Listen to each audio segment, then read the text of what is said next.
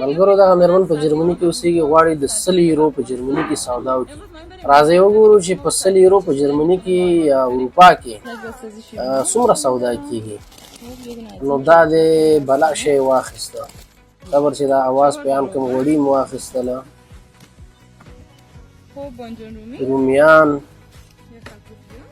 پیاز، لوګان، بانجان، پالک او مڼې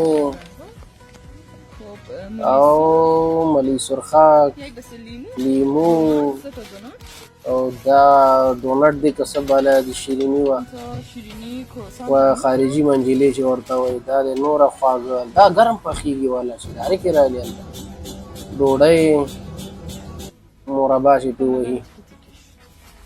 او دا هم چې شی دي بس خبر یم. او فرا بسکټ دي،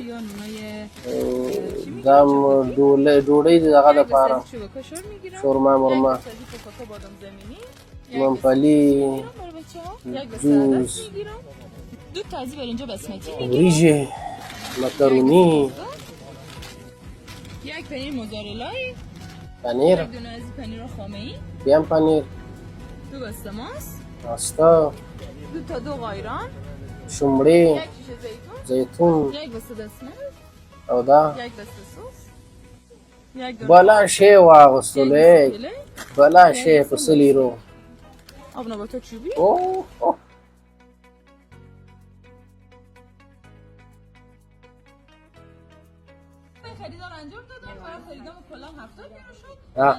دومره ډېر سامان یې واخیستلو، ولې بیا هم 100 یورو یې مصرف نه کړله. ټوله سودا د 80 یورو وشوله.